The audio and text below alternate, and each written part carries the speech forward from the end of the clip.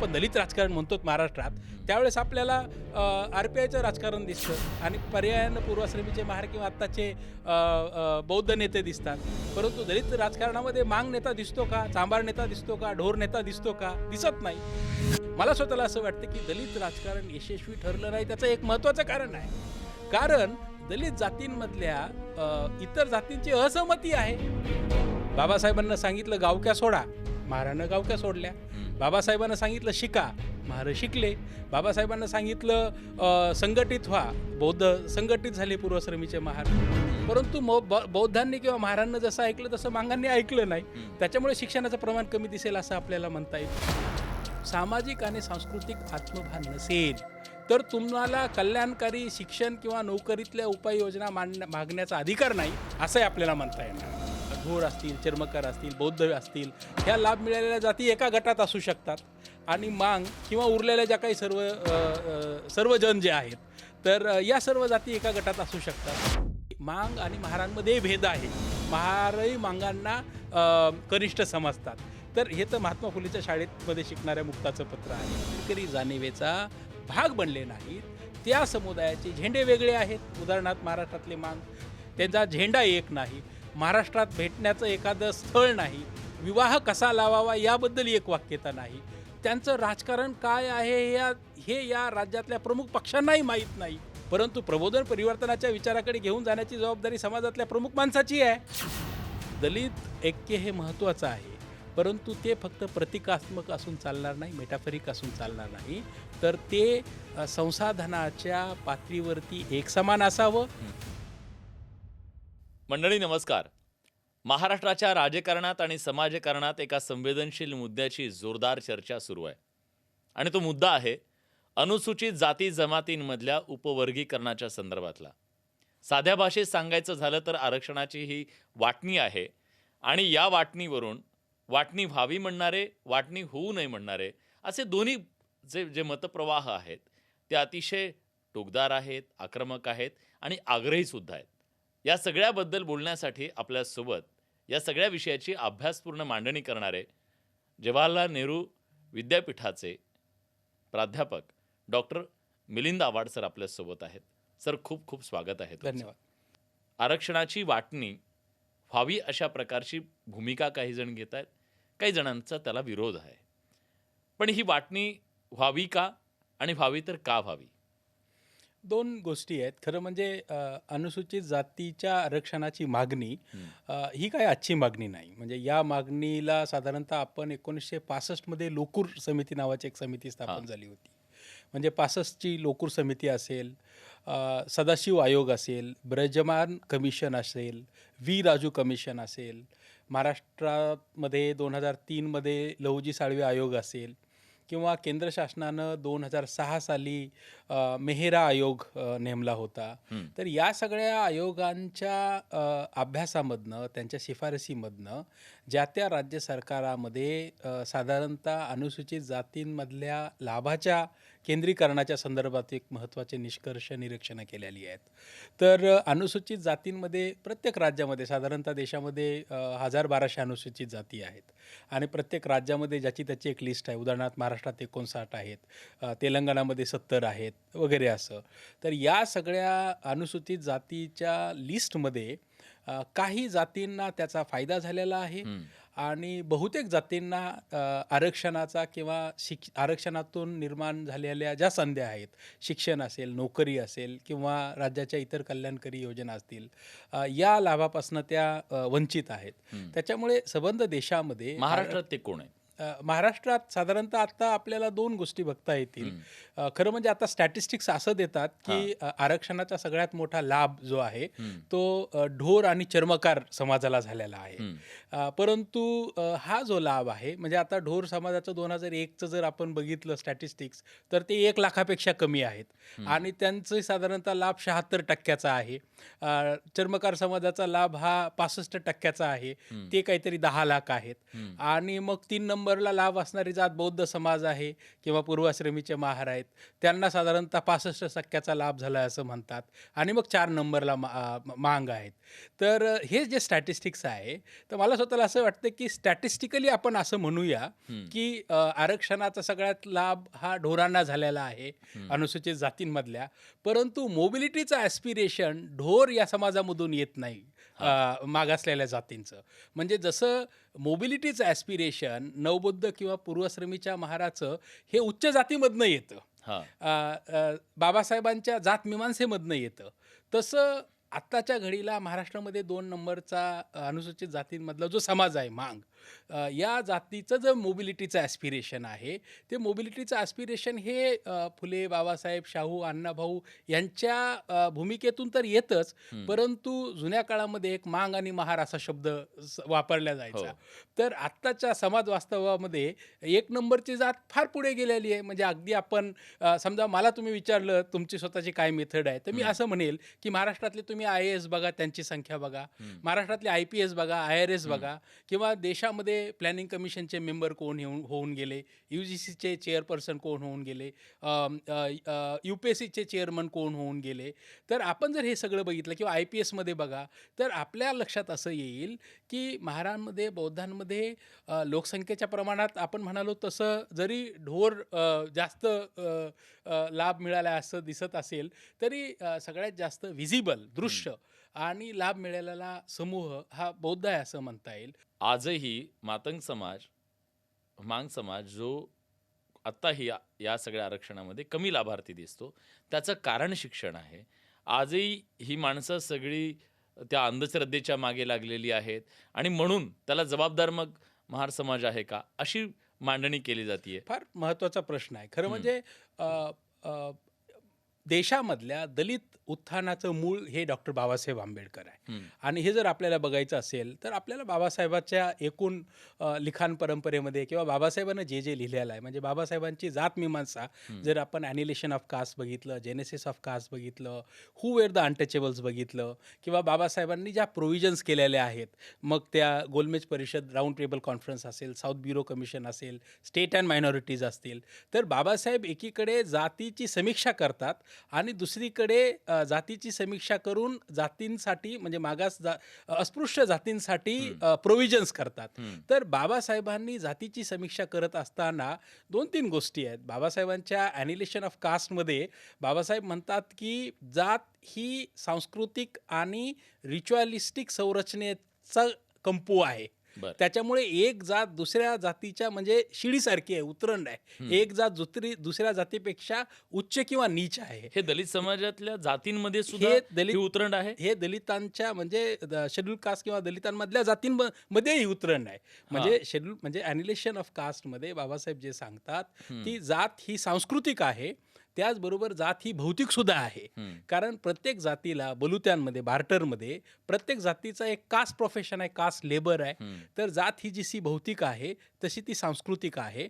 आणि हे जे मटेरियल आणि कल्चरल कंपोजिशन आहे, ही जातीचा डायलेक्टिकल प्रोग्रेस आहे जात टिकण्याची. तर त्याच्यामुळे बाबासाहेबांच्या चिंतनामधून बाबासाहेबांनी जातीचं जे विश्लेषण केलेलं आहे, जातमीमांसा केलेली आहे, त्याच्यात 2-3 मुद्दे आपल्या लक्षात येतील. बाबासाहेब म्हणतात ज्या जातीची सांस्कृतिक ओळख कलंकित असल्यामुळे त्या जातींना ऐतिहासिकदृष्ट्या मानखंडना त्यांच्या पदरी पडलेली आहे. आणि ही जी काही मानखंडना आहे, हा जो काही अपमान आहे, हा जर तुम्हाला सोडायचा असेल तर बाबासाहेब मुक्ती कोण पथे नावाचं त्यांचं एक पुस्तक आहे किंवा इथं भाषण झालेलं आहे. तर बाबासाहेब सांगतात मी तुम्हाला मार्ग देतो त्याच्यामध्ये, मुक्ती कोण पथेमध्ये. म्हणजे बाबासाहेब कलंकित आणि अपमानित जातींना ओळख देण्यासाठी स्वतंत्र वैचारिक राजकारण उभं करतात, स्वतंत्र सांस्कृतिक पर्याय देतात. आणि बाबासाहेबांना जे जे सांगितलं ते पूर्वाश्रमीच्या महारांना ऐकलं. बाबासाहेबांना सांगितलं गावक्या सोडा, महारानं गावक्या सोडल्या. बाबासाहेबांना सांगितलं शिका, महार शिकले. बाबासाहेबांना सांगितलं संघटित व्हा, बौद्ध संघटित झाले पूर्वाश्रमीचे महार. म्हणजे शिका, संघटित व्हा, संघर्ष करा, हा बाबासाहेबांना दिलेला जो मंत्र आहे तो पूर्वाश्रमीच्या महारानं किंवा आजच्या बौद्धांनी घेतला. परंतु त्याचबरोबर बाबासाहेबांना जे जे सांगितलं ते महाराष्ट्रामध्ये तसा 2 नंबरला मातंग समाज आहे आणि बाबासाहेबांच्या विचारावरती चालणार आहे. परंतु बौद्धांनी किंवा महारांनी जसं ऐकलं तसं मांगांनी ऐकलं नाही. त्याच्यामुळे शिक्षणाचं प्रमाण कमी दिसेल असं आपल्याला म्हणता येईल. त्याच्यामुळे नोकरीतलं प्रमाण कमी आहे असं आपल्याला म्हणता येईल. किंवा राज्याच्या एकूण कल्याणकारी योजनेमध्ये म्हणजे मोबिलिटी जी आहे ती मोबिलिटी समाज चेतनेनं येते, सांस्कृतिक सामाजिक आत्मभानानं येते. परंतु सामाजिक आणि सांस्कृतिक आत्मभान नसेल तर तुम्हाला कल्याणकारी शिक्षण किंवा नोकरीतल्या उपाययोजना मागण्याचा अधिकार नाही असंही आपल्याला म्हणता येणार नाही. मग ते तुम्ही बदलायला तयार नाहीयेत, तुम्हाला शिक्षण घ्यायचं नाहीये आणि फक्त मग नोकऱ्याच कशा द्यायच्या, ही जी मांडणी केली जाते ती मांडणी तुम्हाला पटते? बौद्धांमध्ये स्थिरावलेला मध्यम वर्ग आहे, शहरीकरण आहे, खूप मोठ्या प्रमाणात आधुनिकीकरण आहे, शिक्षणातून खूप मोठ्या प्रमाणात एक अभिजनवादी वर्ग तयार झालेला आहे आणि एक विशिष्ट आंबेडकरी चेतना घेऊन जगणारा हा समाज जो आहे, हा समाज संबंध राज्यात सगळीकडे दिसतोय आपल्याला देशामध्ये. कलेच्या क्षेत्रात आहे, साहित्याच्या क्षेत्रात आहे. परंतु त्याच वेळेस इथला जो मांग आहे तो आजही पारंपरिक मानसिकतेमध्ये आहे, आजही ग्राम्य आहे, आजही तो सांस्कृतिकदृष्ट्या अवहेलना आणि कलंकित आयुष्य जगतोय. तर त्याचं कारण आंबेडकरी चेतनाचा अभाव आहे ही गोष्ट खरी आहे. परंतु ते कारण असल्यामुळे त्याला शिक्षण, नोकरी व राज्याच्या संसाधनामध्ये आरक्षण मांडण्याचा अधिकार नाही असंही म्हणणे काही न्यायाचं ठरणार नाही. जर उद्या आरक्षणाची ही वाटणी करायचं ठरलं तर स्वाभाविकपणे त्याचं एक सूत्र असावं लागेल. मग ते सूत्र काय असू शकेल असं वाटतं तुम्हाला? 2-3 गोष्टी आहेत. म्हणजे हां. आता आपण जसं सुरुवातीच्या सेगमेंटमध्ये म्हणालोत, की साधारणतः आता तामिळनाडूमध्ये अरुंधतीयार नावाच्या समुदायाला आरक्षण दिलेलं आहे आणि अरुंधतीयारला प्रिफरेन्शियल रिझर्वेशन असा त्यांनी शब्द वापरलेला आहे. म्हणजे सुप्रीम कोर्टाच्या 2024च्या निर्णयामध्ये सुप्रीम कोर्टानं 2 शब्द वापरलेले आहेत, की आरक्षण हे एक्सक्लुजन नाही, इन्क्लुजन आहे. हां, आणि हे इन्क्लुजन असल्यामुळे ज्या ज्या जाती मागास आहेत त्या जातींना इन्क्लुझिव्ह संधी म्हणजे त्यांना संधी मिळण्यासाठी राज्याला आवश्यक त्या उपाययोजना करण्याचा अधिकार आहे. आणि मग त्या 2024च्या सुप्रीम कोर्टाच्या न्यायालयाचा आधार घेऊन जजमेंटचा आधार घेऊन तेलंगणा सरकारनं अ ब कडं केलेलं आहे. तिथे अ ब कडचं क्लासिफिकेशन केलेलं आहे. तामिळनाडूमध्ये त्यांनी अरुंधतीयारला प्रिफरेन्शियल रिझर्वेशन दिलेलं आहे. किंवा कर्नाटकमध्ये आत्ता गेल्या आठवड्यामध्ये त्यांनी प्रिफरेन्शियलचाच फॉर्म्युला आहे माझ्या मते तिथेही. हरियाणामध्ये त्यांनी प्रिफरेन्शनलचा फॉर्म्युला आहे हरियाणा सरकारनं. म्हणजे आत्ता तेलंगणामध्ये लोकसंख्येच्या आधारे केलेली आहे त्यांनी. मालाला 6 उर्वरित 3 अशी त्यांनी फोड केलेली आहे अ ब कडं. परंतु हरियाणा सरकारनं 2 गट केलेले आहेत, पुढारलेला गट आणि मागास गट, शेड्यूल कास्टमधले. त्यांनी डिप्राइव्ड शेड्यूल कास्ट असा एक शब्द वापरलाय आणि सुधारलेला आणि कशाच्या आधारावर त्यांनी केलं तर की मागास गट हा आहे आणि सुधारलेला गट आहे, म्हणजे त्याचा आधार काय? हो, बरोबर आहे. म्हणजे त्याचे म्हणजे हरियाणा सरकारमध्ये तर साधारणतः 1975 मध्ये पंजाबनं म्हणजे साधारणतः 1975ला ग्यानी झैल सिंगच्या सरकारनं रिझर्वेशन दिलं होतं आणि त्यावेळेस ब्रिजबॅन कमिशनचा तो अभ्यास होता माझ्या मते. तर त्याचा आधार घेऊन आत्ता हरियाणा सरकारनं चर्मकार व तत्सम समाजासाठी एक गट दिलेला आहे जी पुढारलेली जात आहे आणि दुसरा वाल्मिकी असेल, मेहतर असेल किंवा इतर मागास जाती ज्या आहेत त्यांना दुसरा गट असं संबोधित केलेला आहे. तर त्यांनी जो आधार धरलेला आहे आरक्षण द्यायचा सब क्लासिफिकेशनचा, तर तो आधार मागासलेपणा, अनुसूचित जातीमधील अतिमागास जाती आणि अनुसूचित जातीचा लाभ मिळालेला जाते असा हरियाणा सरकारचा फॉर्म्युला आहे. तर 2 फॉर्म्युले आपल्याला सगळीकडे दिसतील. एक तर लोकसंख्येवर आधारित फॉर्म्युला तेलंगणा सरकार आणि दुसरा अनुसूचित जातीमधील पुढारलेल्या आणि मागास जाती असं केलेली फोड किंवा वर्गीकरण जे हरियाणा सरकारनं केलेलं आहे. तर मला स्वतःला असं वाटतं की महाराष्ट्रामध्ये जर ते व्हायचंच असेल तर आता लोकसंख्येला घेऊन खूप सारी चर्चा सुरू आहे आणि त्याच्याबद्दल पण तुम्हाला विचारायचं आहे की महाराष्ट्रामध्ये मातंग समाजाची लोकसंख्या अचानकपणे कमी झाली आणि महार समाजाची लोकसंख्या अचानकपणे वाढली.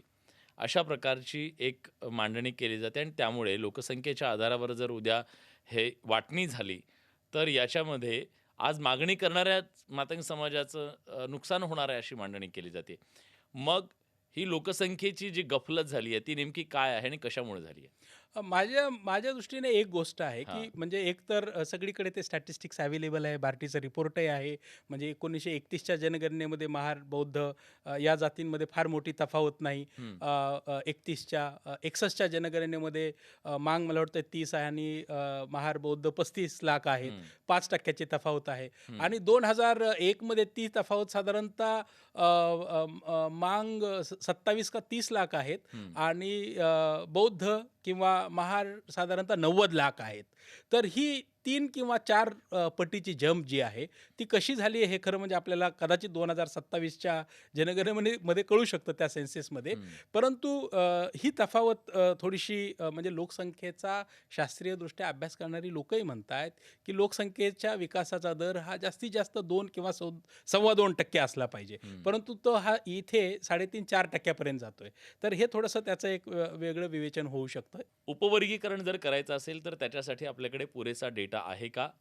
आणि तो काय आहे? ते बार्टीचाच एक छोटासा अहवाल आहे बरं. आणि लहुजी साळवे आयोगाचं तर एक संपूर्ण 2008 साली त्यांनी तो रिपोर्ट सादर केला होता. त्यावेळेसच्या सरकारनं तो तत्वतः मान्य केला होता. त्यावेळेस साधारणतः त्यांनी काहीतरी 70-75 शिफारसी केल्या होत्या हं. मातंग किंवा मांग समाजाच्या विकासासाठी. हं. तर मुद्दा तुम्ही म्हणताय त्या एम्पॅरिकल किंवा डेटाचा आहे.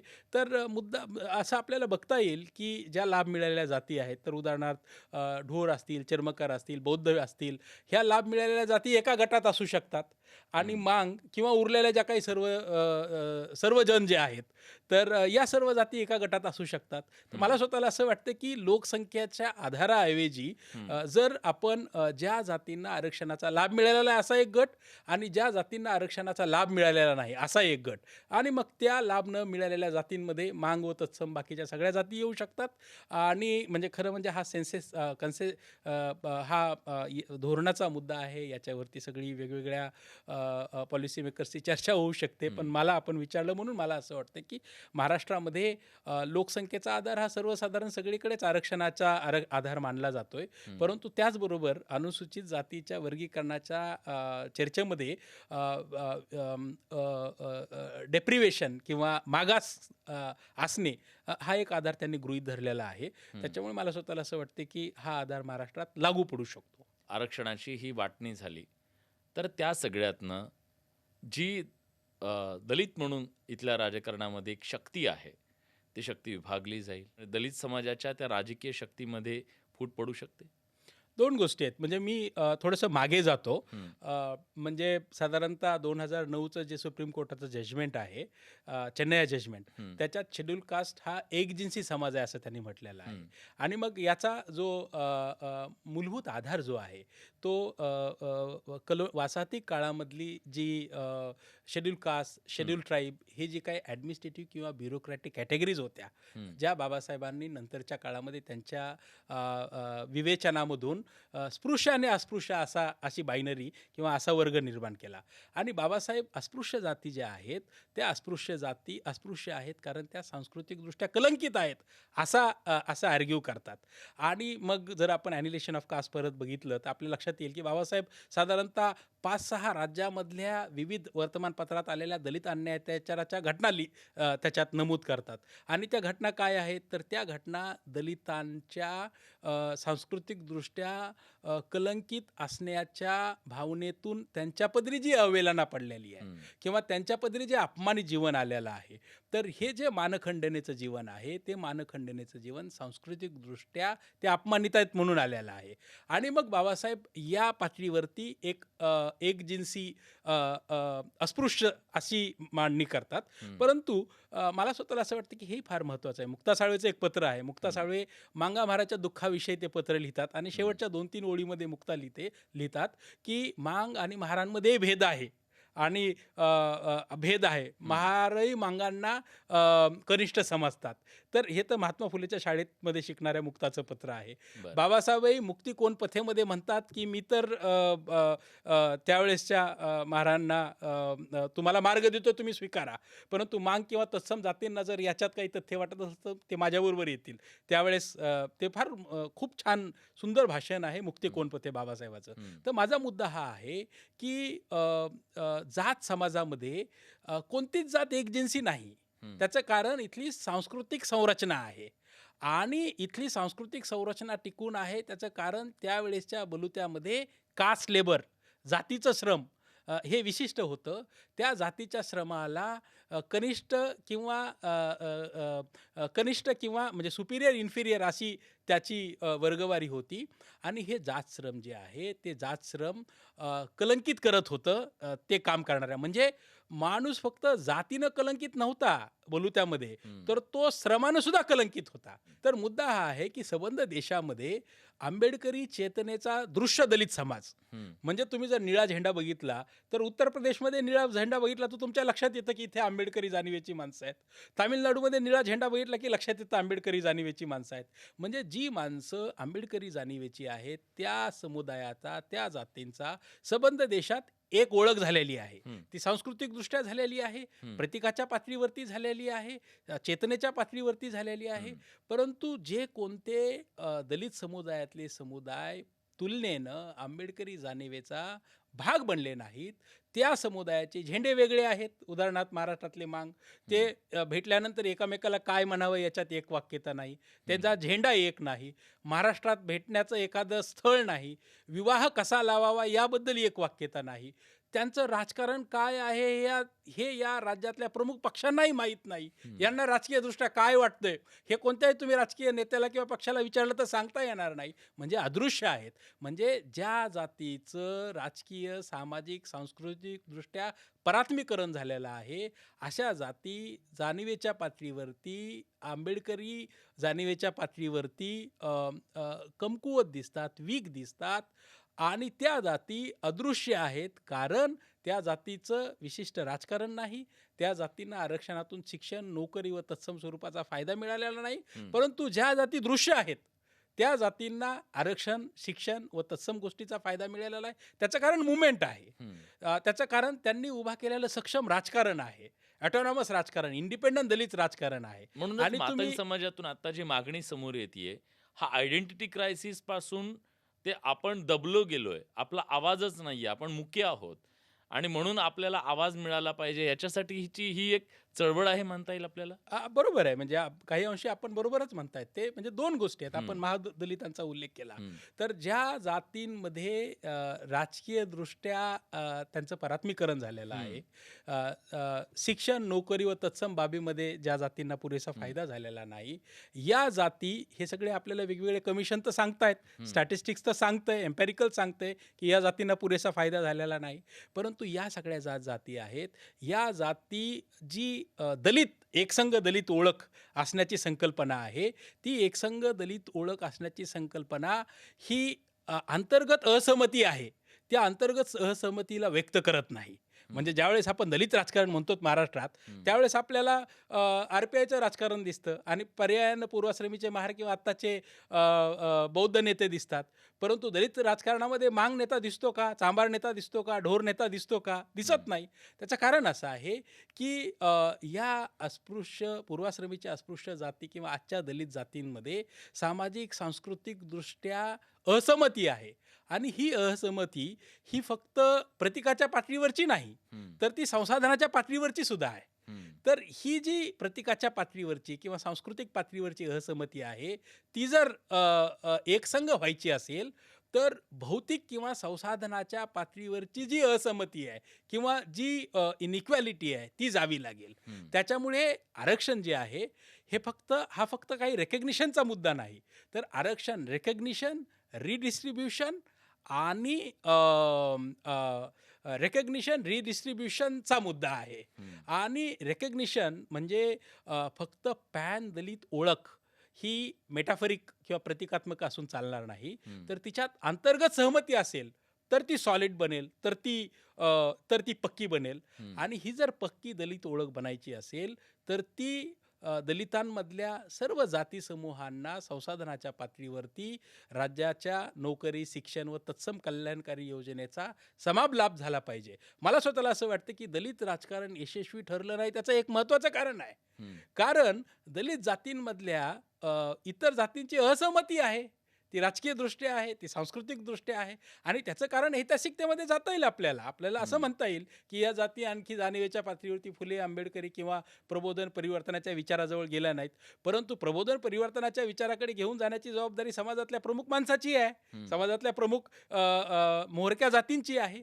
आणि हे जर त्यांना पूर्ण करायचं असेल तर ही संसाधनाच्या पातळीवरची असहमती, सांस्कृतिक पातळीवरची असहमती आपल्याला कमी करावी लागेल. आणि आधुनिक काळामधली किंवा आत्ताच्या काळामधली ही जी काही एकसंघ, म्हणजे एक महत्त्वाचं क्रिटिक दिलं जातं की या रिझर्वेशनमुळे आमची एकसंघ ओळख तुटतीये. हो. तर मुद्दा हाच आहे की या पूर्वश्रमीच्या जाती ह्या अस्पृश्य होत्या, स्पृश्यांच्या तुलनेमध्ये त्या कलंकित होत्या, त्या अर्थानं त्या एकजन्सी होत्या. परंतु आधुनिक काळामध्ये या सर्व जाती समूहामध्ये आजही भौतिक पातळीवरची जी असमानता आहे ती टिकून आहे. म्हणजे मी बऱ्याचदा जे काही बेसलाईन इश्यूज आहेत त्याच्यावरती या सगळ्या पूर्वाश्रमीच्या अस्पृश्य जाती एकत्र येताना दिसतात. त्यांच्यात स्पॉन्टेनियस सॉलिडॅरिटी दिसेल. उदाहरणार्थ दलित अन्याय अत्याचाराचा मुद्दा असेल तर दलित अन्याय अत्याचाराच्या मुद्द्यावरती सर्व जातींमध्ये तुम्हाला इंटरनल स्पॉन्टेनिटी दिसेल, गायरानाच्या मुद्द्यावरती दिसेल किंवा या बेसलाईन इश्यूजवरती या जातींमध्ये एक परस्पर सहमती दिसेल. परंतु जेव्हा सांस्कृतिकदृष्ट्या, सामाजिकदृष्ट्या, राजकीयदृष्ट्या एकसंघ असण्याचा ज्यावेळेस भूमिका येते त्यावेळेस या जाती तुम्हाला एकसंघ दिसणार नाही. त्याचं कारण असं आहे की त्या एकसंघ नाहीतच मुळात. कारण संसारात रिसोर्सेसच्या पातळीवरती त्या वेगवेगळ्या आहेत, त्यांच्यात असमानता आहे. पण तुम्ही पुनर्मांडणी करावी असं म्हणताय. पुनर्वाटणी चा मुद्दा जेव्हा मांडला जातो तर स्वाभाविकपणे राज्य सरकारला तो अधिकार आहे का? संवैधानिक याच्यामध्ये काही अडचणी आहेत का अशा प्रकारची आरक्षणाची वाटणी करण्याच्यासाठी? बरोबर आहे. म्हणजे 2024चं जजमेंट जे आहे ते हेच सांगतंय की ज्या ज्या जातींमध्ये, म्हणजे ते सविस्तर जर बघितलं तर वर्गीकरणाचा जो प्रक्रिया आहे ते इन्क्ल्युजन आहे. एक्सक्लुझिव्ह कोणाला वगळत नाही, ते सामावून घेतं, इन्क्लुझिव्ह आहे. त्याच्यात इन्क्लुझिव्हिटी आहे आणि इक्विटेबल जस्टिससाठी ही इन्क्लुझिव्हिटी जर आणायची असेल तर राज्याला विशिष्ट तरतुदी करण्याचा अधिकार आहे असं सुप्रीम कोर्ट त्या जजमेंटमध्ये 24च्या सुप्रीम कोर्ट म्हणते. आणि त्याच्यामुळे वेगवेगळ्या राज्यामध्ये ते आरक्षण द्यायला सुरुवात झालेली आहे. त्यामुळे मला स्वतःला असं वाटतं की मला डॉक्टर बाबासाहेब आंबेडकरांचा मॉरल स्टॅमिना नावाचा एक शब्द बाबासाहेबांनी कॉइन केला होता आणि त्याची तात्विकदृष्ट्या फार मोल आहे त्या शब्दाचं. मला स्वतःला असं वाटतं की सोशल जस्टिसच्या लढाईमध्ये मॉरल स्टॅमिना जो आहे तो म्हणजे तुम्ही तुमच्याबरोबर लेजिटिमेसी नाही, राजकीय सत्ता नाही, पॉलिटिकल पॉवर नाही किंवा कल्चरल सोशल लेजिटिमेसी नाही, तुमची जी समीक्षा आहे, दृष्टी जी आहे ती टिकून ठेवली पाहिजे. मॉरल स्टेमिना म्हणजे फुल्यांचा सत्य की जय हो आणि डॉक्टर बाबासाहेब आंबेडकरांचा मॉरल स्टॅमिना, ह्या दोन संकल्पना अबकडच्या वर्गीकरणाच्या मुवमेंटमध्ये मला फार महत्त्वाच्या वाटतात. त्याचं कारण असं आहे की दलित ऐक्य हे महत्त्वाचं आहे, परंतु ते फक्त प्रतिकात्मक असून चालणार नाही, मेटाफरिक असून चालणार नाही, तर ते संसाधनाच्या पातळीवरती एकसमान असावं. त्या भौतिक असमानता जी आहे त्याच्यामध्ये जर समानता यायची असेल तर त्याच्यासाठी राज्यानं ज्या काही भूमिका करायच्या असतात त्या साठीचं कर्तव्य त्यांनी केलं पाहिजे. यासाठी जी लोक आरक्षण मिळालं पाहिजे असं म्हणतात, यासाठी मला स्वतःला असं वाटतं की ही एक वाक्यता आली पाहिजे. त्याच्यामुळे मॉरल स्टॅमिना जो आहे डॉक्टर बाबासाहेब आंबेडकरांचा, हा सोशल जस्टिसच्या लढाईतला फार महत्त्वाचा भाग आहे. आणि अबकरचा क्लासिफिकेशनची लढाई ही मॉरल स्टॅमिनाची लढाई आहे बाबासाहेबांच्या. काही जण म्हणतात की नाही, तुम्ही अबकड करण्यापेक्षा क्रिमिलेअर लागू करा, जेणेकरून मग ज्यांना लाभ मिळाला ते बाजूला होतील आणि ज्यांना मिळाला नाही ते रांगेमध्ये येतील. तुम्हाला वाटतं क्रिमिलेअर हा याच्यावरचा उपाय असू शकतो? नाही, खरं म्हणजे क्रिमिलेअर इथं नाहीच. त्यांनी फक्त सजेस्ट केलेलं आहे त्या जजमेंटमध्ये. लिगल एक्सपर्ट आणखी चांगल्या पद्धतीने सांगू शकतील. त्याच्यामुळे इथे क्रिमिलेअरचा मुद्दाच नाही. इथे मुद्दा फक्त ज्या जातींना नोकरी, शिक्षण व राज्याच्या कल्याणकारी योजनेमध्ये पुरेसा फायदा झाला नाही अशा जातींना सामावून घेण्यासाठी राज्यानं करावयाची योजना आहे. तर त्याच्यामुळे माझ्या आकलनानुसार तरी तिथे क्रिमिलेअर नाही. आणि एक गोष्ट फार महत्त्वाची आहे, खरं म्हणजे आपण हे लक्षात घेतलं पाहिजे की दलित जातींमध्ये क्रिमिलियर कशामुळे नाही असं म्हणतात? तर त्याचं कारण पुन्हा बाबासाहेबाकडे आहे त्याचं उत्तर. त्याचं कारण ह्या जाती सांस्कृतिकदृष्ट्या कलंकित आहेत. हम्म. या जाती मानखंडनेचं जीवन जगलेले आहेत. म्हणजे त्याच्यामुळे आर्थिक प्रगती झाली तरी सुद्धा जातीय भेद तरी जात नाही. सांस्कृतिक हम्म. आणि मानखंडनेच्या पातळीवरती या जातींना अपमानित जीवन जगावं लागतं. त्यामुळे आपण बऱ्याचदा न्यूजपेपरमध्ये मागच्या सगळ्या जर घटना बघितल्या तर सुप्रीम कोर्टाच्या जजवरती चप्पल फेक झालेली आहे किंवा राष्ट्रपतींना मंदिर प्रवेश करण्यास मज्जाव केलेला आहे. या किंवा यासारख्या ज्या गोष्टी आहेत त्या ह्याच सांगतात की तुमचा आर्थिक स्तर जरी सुधारला तरी तुमची जी मानखंडना आहे ती मानखंडना या व्यवस्थेतल्या सांस्कृतिक ओळखेमुळे आलेली आहे आणि त्याच्यामुळे तुमचा आर्थिक स्तर बदलून सुद्धा तुमची सांस्कृतिक मानखंडना संपत नाही. त्याच्यामुळे दलितांमधल्या SC ST मध्ये क्रिमिलियरचा मुद्दाच येत नाही. बर, पण हे वर्गीकरण किंवा ही वाटणी शिक्षण आणि नोकरी याच्यापुरतं मर्यादित असावं की राजकारणाची सुद्धा वाटणी व्हायला हवी? मला स्वतःला असं वाटतं की शिक्षण, नोकरी व राज्याच्या कल्याणकारी योजना. हां. राजकारणाचं जर आपण म्हणाल तर त्याचा एक स्वतंत्रपणे विचार केला पाहिजे. म्हणजे संबंध देशामध्ये दलित चळवळ किंवा दलित राजकारण जर बघितलं तर मला स्वतःला असं वाटतं की दलित राजकारण हे एकतर डिपेंडंट आणि इंडिपेंडंट असं आहे. म्हणजे कांशीराम साहेबाची BSP हे डिपेंडंट दलित राजकारणाचं उदाहरण आहे किंवा बाबासाहेबांना त्यावेळेसचं शेड्यूल कास्ट फेडरेशन असेल किंवा लेबर पार्टी असेल तर इंडिपेंडंट दलित पार्टी राजकारणाचं उदाहरण आहे. परंतु नंतरच्या काळामध्ये ज्या म्हणजे सगळ्याच दलित नेत्यांची आता सगळ्याच राजकीय पक्षांमध्ये सेलमध्ये नियुक्ती होतीये. तर मला स्वतःला असं वाटतं की SC ST सेल जे असतात तर SC ST सेलचे नेते हे डिपेंडंट दलित लीडर आहेत. तर संबंध देशामध्ये ही आत्ताचीच गोष्ट नाही, मागच्या 50 वर्षामध्ये दलित राजकारण हे एकतर स्वायत्ततेचं दलित राजकारण जे इलेक्ट्रॉल किंवा निवडणुकीच्या पातळीवरती BSP सोडता यशस्वी झाल्याचं दिसणार नाही आणि डिपेंडंट राजकारण कोणावर तरी थलपती अवलंबून विजयच्या बद्दल थलपती विजयचं राजकारण तुम्हाला इंडिपेंडंट कसं वाटतं? इंडिपेंडंट राजकारण आहे त्यांचं. हां. इंडिपेंडंट राजकारण आहे परंतु त्यांचं दलित राजकारण नाही. म्हणजे हां, हां, कांशीराम तशा साहेबांचं अर्थानं, हां. त्या अर्थानं म्हणजे जाती अंताचा विचार घेऊन फुले, बाबासाहेब, शाहू, पेरियार किंवा एकूण जाती अंताची मुवमेंट पुढे घेऊन जाणारे सोशल जस्टिसचं राजकारण करणारी जी मंडळी आहे तर हा विचार घेऊन जाणारी म्हणजे BSPचं राजकारण हे दलित राजकारण आहे आणि ते इंडिपेंडंट आहे. परंतु ते 2 किंवा 3 निवडणुकीपेक्षा आणि उत्तर प्रदेश किंवा उत्तरेतला काही भाग सोडता दुसरीकडे कुठे यशस्वी राहिलेला नाही. परंतु महाराष्ट्रामध्ये जर आपण RPIची जर आजच्या घडीची स्थिती बघितली तर RPIमध्ये पुन्हा आपल्याला हा मुद्दा लक्षात येईल की एकतर RPIचे खूप सारे गट आहेत. त्या गटामध्ये बौद्धोत्तर एखादा गट तुम्हाला दिसतो का हे बघितलं पाहिजे. जर दिसत नसेल तर महाराष्ट्रामध्ये बौद्धोत्तर जातीमध्ये काही फुले, बाबासाहेब, शाहू, अण्णाभाऊ सांगणाऱ्या जाती नाहीत का? मग राजकीय दृष्ट्या बौद्धोत्तर दलित जातींना जर रेकग्निशन नसेल, जर त्यांच्या राजकीय प्रक्रियेला समजून घेण्यासाठी RPIचं राजकारण यशस्वी ठरलं नाही असं एक इंटरनल मग ती क्रिटिक आहे. राजकीय महत्वाकांक्षा सुद्धा जागृत होतीये हो बरोबर आहे. ह्या जातींमधली. हो बरोबर आहे. त्याचं कारण असं आहे. बरोबर आहे. हां. आपण म्हणालात ते बरोबर आहे. कारण म्हणजे हे सगळीकडे दिसेल तुम्हाला सगळ्याच निवडणुकींमध्ये जो समाज म्हणजे शेड्यूल कास्टमधला जो समाज, आता उदाहरणार्थ बौद्धच, 2 गोष्टी आहेत. बौद्धांमध्ये मोबिलिटी आहे म्हणून बौद्धांना नाकारल्याही जाते, परंतु बौद्धांना ॲक्सेस आहे म्हणून बौद्धांना संधी मिळते. दोन्ही उदाहरणं आहेत. तर तुम्हाला डिपेंडंट राजकारणामध्ये दुसरीकडे दिसेल डिपेंडंट आहे म्हणून तुम्हाला संधी मिळते. कदाचित मग तो क्रम असा दिसेल ढोर चर्मकार मांग असाही लावता येईल. त्यांना ॲक्सेस नाही म्हणून राजकारण कळत नाही असंही आपल्याला म्हणता येईल. तर त्याच्यामुळे या 2 गोष्टी आहेत. एक तर ॲटॉनॉमस किंवा इंडिपेंडंट दलित राजकारण, त्याच्यात जर सहमती असेल तर ते यशस्वी होईल, अंतर्गत सहमती. डिपेंडंट दलित राजकारण हे जरी यशस्वी ठरलं तरी संबंध दलित समाजाच्या उन्नतीसाठी ते काही यशस्वी राजकारण आहे असंही आपल्याला म्हणता येणार नाही. त्याच्यामुळे 2 गोष्टी आहेत. दलित राजकारण हे विशिष्ट जात समूहाच्या पलीकडे जर गेलं तर ते पक्कं होईल आणि ते जर जायचं असेल तर ते फक्त पुन्हा एकदा प्रतीकाच्या पातळीवरती असून चालणार नाही, तर ते प्रतिनिधित्व म्हणजे आपण जसं म्हणालो तसं रेकग्निशन, रिडिस्ट्रीब्युशन आणि रिप्रेझेंटेशन याच्यावरती ते असलं पाहिजे. तर मला स्वतःला असं वाटतं की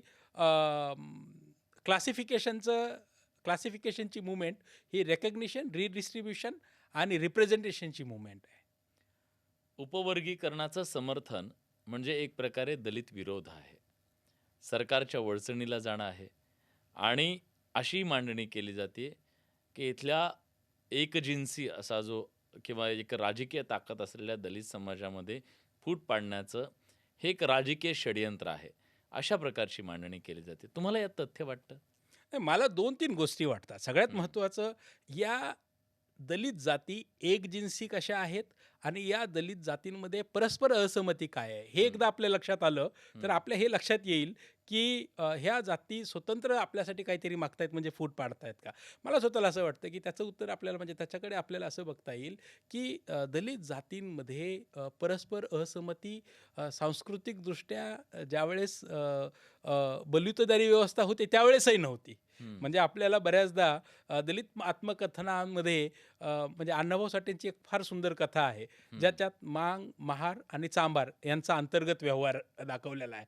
आणि चांबार हा महार आणि मांगांबरोबर अस्पृश्यता कशी पाळतो बरं. की म्हणजे तर ही जी अंतर्गत असहमती आहे पूर्वाश्रमीच्या बलुते जात व्यवस्थेमध्ये किंवा जात समाजामध्ये, ही सांस्कृतिक पातळीवरची असमता होती. कारण या सर्व जाती सांस्कृतिकदृष्ट्या जातीव्यवस्थेच्या बळी आहेत आपल्याला असं म्हणता येईल. परंतु आधुनिक काळामध्ये या सर्व जातींना जर सहमती मिळवायची असेल तर या सर्व जातींची अंतर्गत जी संसाधन असेल, नोकरी असेल, शिक्षण असेल, राजकारण असेल, याच्यामध्ये अंतर्गत सहमती असणं आवश्यक आहे. आणि ही अंतर्गत सहमती झाली तरच एकसंघ दलित जात समूह झाली असं म्हणता येईल. त्याच्यामुळे एकसंघ दलित राजकारण हे मुक्तीचं राजकारण आहे.